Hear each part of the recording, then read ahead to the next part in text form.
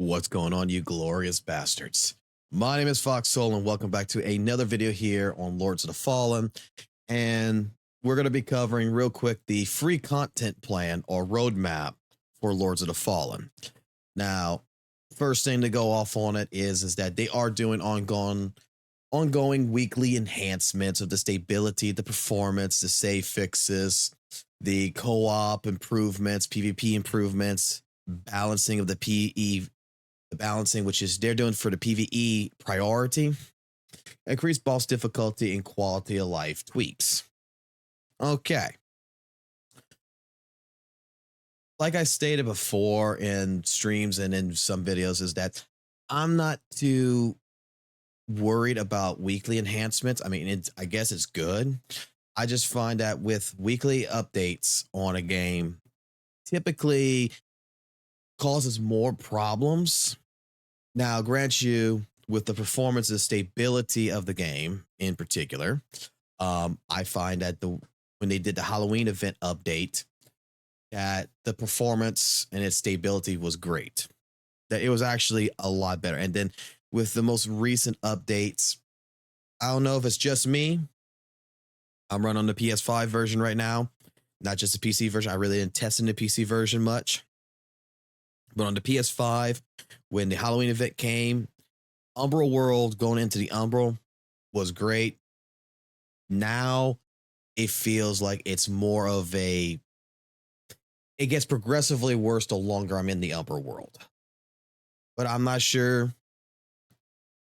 I would have to see more of the weekly enhancements, see how that will work in typical improvement. The save game fixes, I'm glad to see that it is up there somewhere now. Hopefully, with something like the Umbral ending, they will work on fixing the save game files for that. They will do something to be able to fix that. Tell you, hey, look, you need to do this reset or whatever. And if you reset, it's going to save the corruption, because going ahead and taking your save file and sending it over to the developers to fix your save game, that's a little bit of a chore, to be honest, and waiting for them to send it back to you so that way you can play the game. I would like to see them take a look at the issue, find a way of fixing it in the game, and tell us instructions. Hey, look, if you did the Umbral ending, your character got bricked, don't worry, go back to the vestige and click on whatever we added there to fix that problem. It will resave your game and it'll get rid of the corruption. I'm sure they can do something like that. I hope they would do something like that. That'd be great. When it's going to come to the co-op and PvP improvements, personally, when it comes to co-op, I think that they need to look more into the online for both of them, because we're still having the issue where when you're playing co-op, doesn't matter if you both have a good internet connection. It just seems like at times that there's a slingshot effect that happens to the person who comes into the host game, to where, hey, you're fighting and everything else, you're both together right side by side, and then all of a sudden you get slingshot into an enemy. And I'm not talking about being teleported from, like, if your buddy runs away. I'm talking about, like, you start hitting, nothing's happening to the enemy, and then you get slingshot into them, it seems like, and you get hit, and typically you die, and then the host has to come revive you. PvP improvements, I've stated this a bunch of times. What I would like to see in the PvP, how you would improve this is just steal from Elden Ring, Dark Souls. You steal this straight up from any Souls game. Make it to where if I'm a person who jumps into invading a person and I'm level like 200 with a +10 boss weapon that can one-shot someone, that you balance out my character in their world. Because there's been some times where did some invades, got invaded, you get one shot at, and then you get laughed at or whatever, quote unquote, or you get yelled at, quote unquote, on the messaging system, like, hey, you just one shot at me, or how you like my one shot build. And it's like, I've seen it to where I was only level 50 and there's had like some guy that just comes in and one shots me now, and like, what the hell happened? So I'd like to see what happens there. The balancing for PvE priority, I don't exactly know what they're talking about when it comes to this. I mean, I think that some areas need to be a little bit more boosted, I guess, in terms of enemy difficulty, and some areas need to be lowered.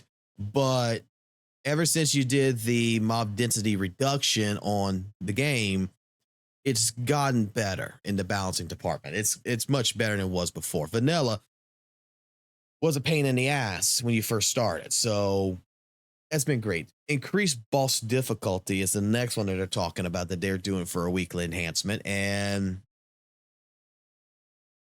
I don't know if you're talking about, increasing the difficulty of the Scarlet Shadow, aka the Red Reaper,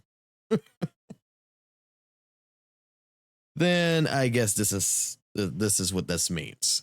Because in all honesty, I don't feel like some bosses need to have increased difficulty. I feel like bosses such as the Hollowed Crow, that boss fight needs to be redone. I feel like there needs to be more other things to make it an interesting fight. There's just some boss fights in here that's no longer interesting. That the final boss fight for the Radiant ending, for example, is a really bad boss fight. Like, we don't need to increase the difficulty of the bosses. We need to fix, what is lame and do some improvements to make it not so lame. Eh? So overall, I mean, quality of life tweaks goes on with that. I mean, this game is only, in my personal opinion, this game is only going to last as long as it does until we get the announcement from the Game Awards, when they're going to probably most likely announce when the DLC for Elden Ring comes out. And then you're probably going to see a bunch of people like myself that's going to drop off this game, that's going to start back on Elden Ring, create a whole new character, start from zero again, go through the entire game to get prepared for the DLC, especially if the DLC gets announced for like early part of 2024. The quality of life in this game is not going to be there when something else that we're all waiting for is going to drop. So, currently in development is the next section that we need to go through. We already see that the Halloween event was launched. We already see the mob density reduction was launched. So now they're working on doing inventory expansion 1 in the near future. They're looking at doing new spell pack in the future, a new quest line event of a bucket on a picture. Okay. All right. That's interesting. Split PvE and PvP balancing. You already mentioned that with your weekly enhancement, so I'm not exactly sure why that is in there. Additional secret boss weapon abilities. And we all know that's Iron's fucking weapon right there. That's the hammer if you look at it in the picture. Honestly, this should have been something I think should have been in the vanilla version of the game, not something that comes in later part. I'm glad it's going to be free. Don't get me wrong, it's a free content. But when you fight him in the game, like what he could do with that hammer was impressive as hell. And when we got the hammer, it's like, oh, it's just an ordinary hammer. Kind of blows, and we can't drop it to give it to our friend, like, hey, I don't want this fucking hammer, you take it. You can dual wield hammers because that's what you fucking want to do. That's what we tried to do in a co-op game. Couldn't drop it to him. So I like to see what happens with this weapon, to be personally honest. Then we got Radiant armor set and quest line to get the armor. We have the Umbral armor set and quest line. We have the Rhogar armor set and quest line. And I'm going to be honest with you, that Rhogar armor set, damn, that shit looks sexy as fuck. Still does the Umbral one, but I really like the Umbral one, but I really do like the Rhogar armor. Radiant, doesn't look that good to me. Maybe to you it does, but to me, doesn't look as good. So then they're also going to be putting new spell pack 2 along with the 1, new Grievous Strikes. Okay, that would be great. I guess stash inventory expansion 2. So I'm guessing why they saying it's stash inventory expansion. Like, I mean, this to me should be the first thing before we do the inventory expansion. This should be a number 1. I feel like we need to have a stash chest that's at Skyrest, that's next to, I don't know, Pieta or somewhere in there, mixed to the blacksmith for all I care, that we can stash additional items because yes, there is times where my inventory gets so full up with crap that if I had a place to stash all the crap that, you know, later on I might want to try some, but I just don't want it in my inventory right now. That would be great. That would even help with the inventory limit. Just give me a fucking trash can to throw my shit in. Okay, just give me a bin. Gamepad rebinding. Well, I guess that's for some people out there who wants to rebind. The only thing that I would say is rebinding wise, that sounds great and all. I'm perfectly fine with the controls as they are. Unless you're going to change it to where I can actually have Dark Souls controls where the circle is both the dodge and it's the run button just for me to hold it down, I can do that.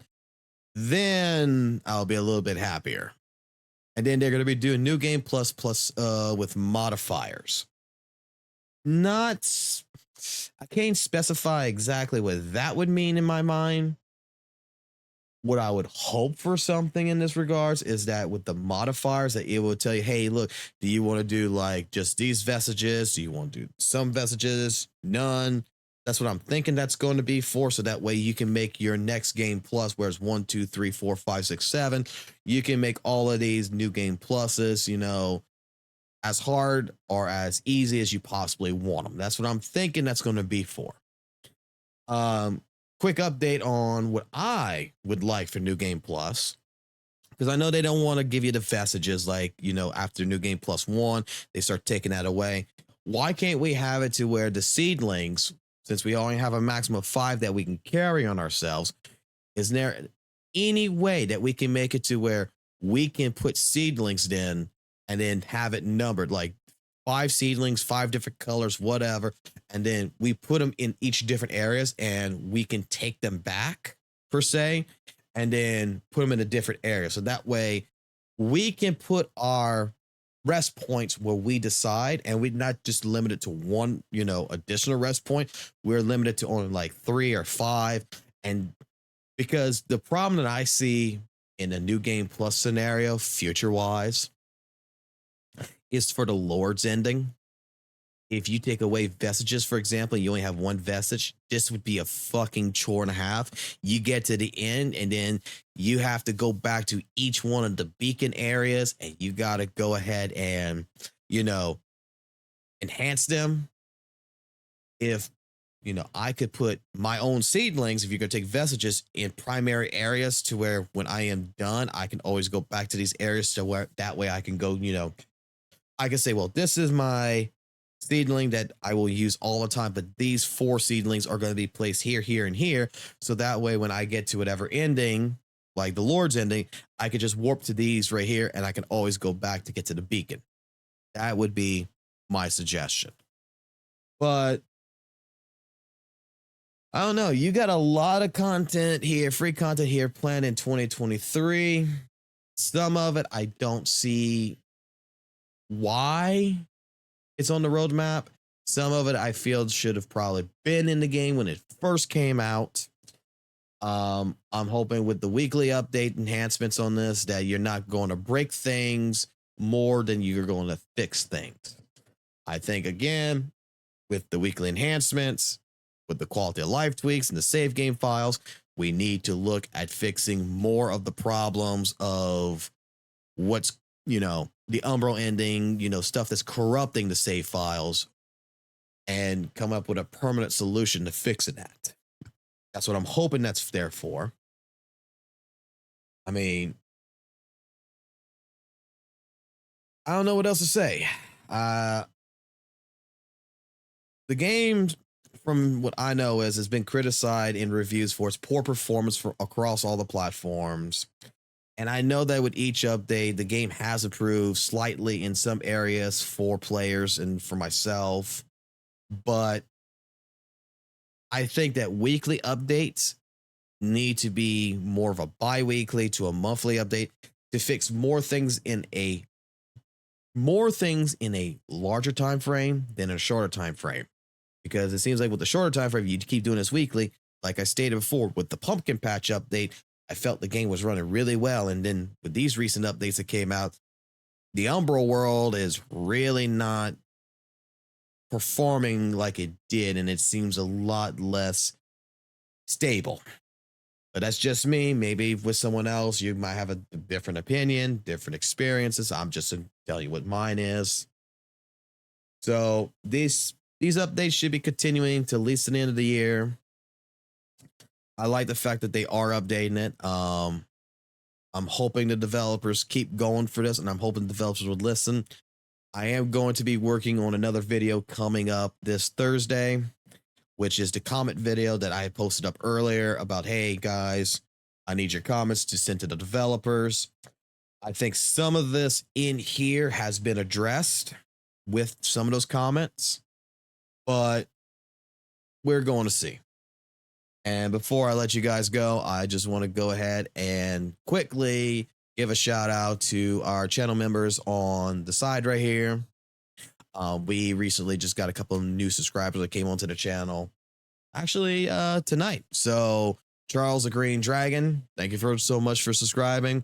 I also believe that we had someone else. I forgot who it was. Give me one quick second, because I will do this to make sure that we are doing this, because I do all my recordings live. I don't like to post edit. I really don't. I feel like that's disingenuous to people. So if I go over here to memberships, yes. I also forgot the OG Festerhead. He also became a member today on the channel, and I need to go ahead and add him onto this, which we will do really quickly here. So OG as well, thank you for today for your patronage and for coming in and helping with the channel by becoming a member. We're one member away from getting another emote on the channel, so that is great to know. Thank you guys so much for being a part of this. And to end the video off real quick, I appreciate everybody who's watching these videos. Give me your comments and everything. It's been great. We do live streams every night. Started tonight, the live stream, we basically got interrupted because my internet company, Cox Communication, decided to do whatever the hell they decided to do and update their lines, crap, whatever, which caused us to drop our internet. That's bullshit. But I will catch you guys on the flip side. If you like the channel, please consider giving it a subscribe. If you like the video, consider giving it a thumbs up. Hell, even give it a thumbs down if you hate the fucking video. Criticism does help. Leave a comment below if you know, what your thoughts is on the content roadmap. As well, if you like what's going on, if you don't like what's going on, leave a comment below if you want me to stop doing videos on Lords of the Fallen. So take it easy, guys. Have a good one. And I'll catch you on the flip side. Peace.